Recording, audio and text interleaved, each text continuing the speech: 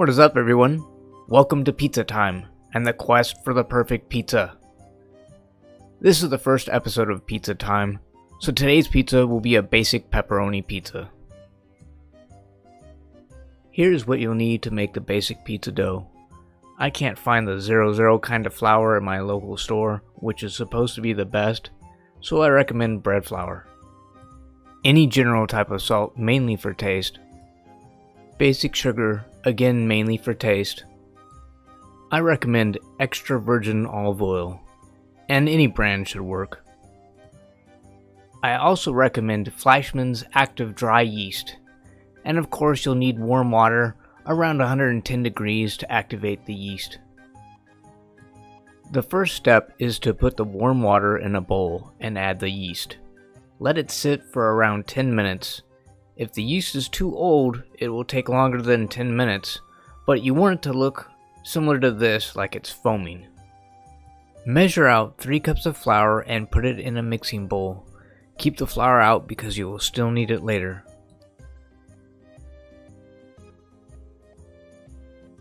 I mix the liquid ingredients together, so take the olive oil and mix it in with the yeast water.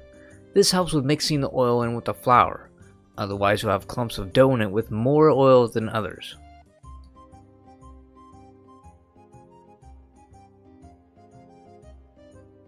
After stirring the mixture well, add the salt and sugar to the flour and stir that around also. When that is done, start by adding a bit of the liquid mixture at a time to the flour and stirring it around until it's all mixed together.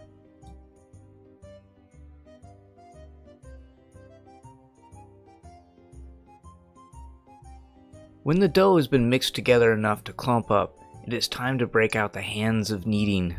Dust your hands with some flour and start kneading the dough until it's slightly tacky and no longer sticky. This could take about 5 or 10 minutes.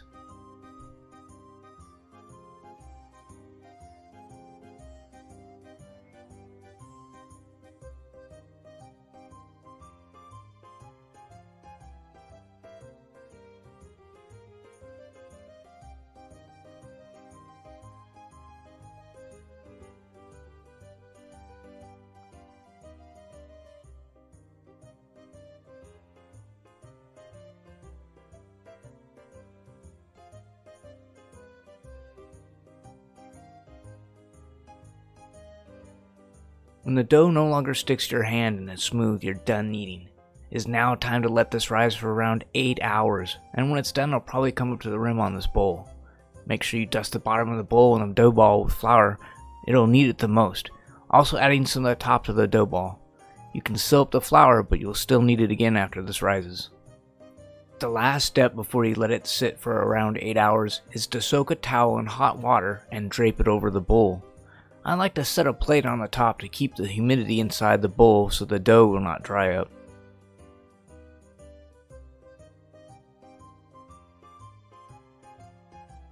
After 6 hours, I did not seem to notice it rising anymore, and I was hungry, so I decided to go ahead and start it. This recipe makes a fairly large pizza, so if you plan on not cooking it all that day, you can separate it and refrigerate the rest. Before you separate the dough from the bowl, give it another douse of flour and dust your hands. The dough should collapse when you push it down, and now you should be ready to form that pizza.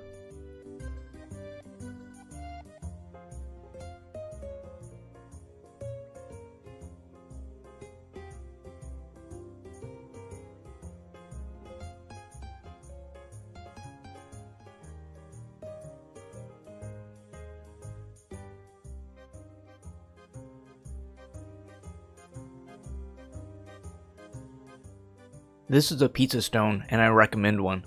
It is ceramic and has a special surface that helps it keep the pizza from sticking to it. You want to keep it in the oven when it preheats, and then transfer the pizza to it. This will give you an awesome crispy pizza. You can even use it in a barbecue. Pizza pan or stone, I recommend using Reynolds Wrap heavy duty non-stick tinfoil to place over your cooking surface. Nothing sticks to it, and it makes cleanup super easy. I build the pizza on the tinfoil and then transfer it over to the cooking surface. First, you want to dust the tinfoil with flour to make extra sure it doesn't stick. Also, you want to dust the pizza dough with flour as well. I recommend rolling out the dough with a rolling pin, this way the pizza will cook evenly.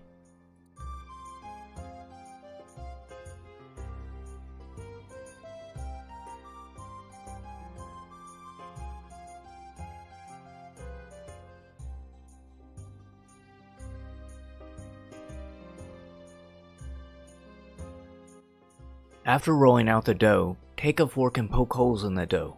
This prevents the pizza from getting bubbles in it and landslides of toppings and cheese.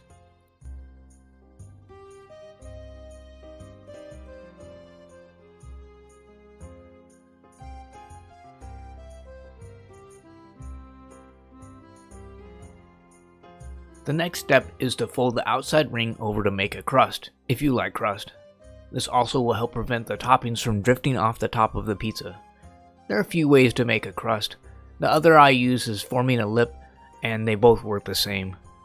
For folding the crust over, I grab a small dish and put a small bit of water in it. I wet my fingers and then adhere the folded over part to the top of the pizza.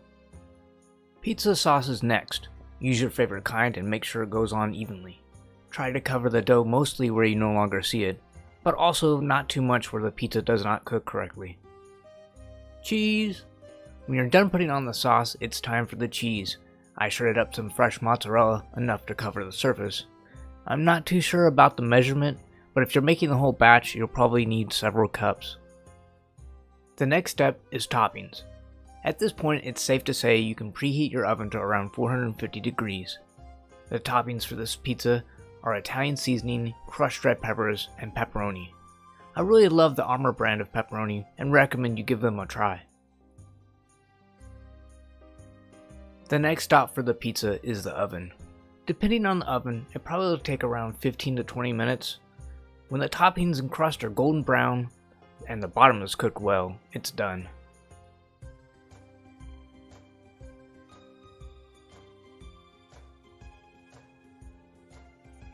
It's done, dude!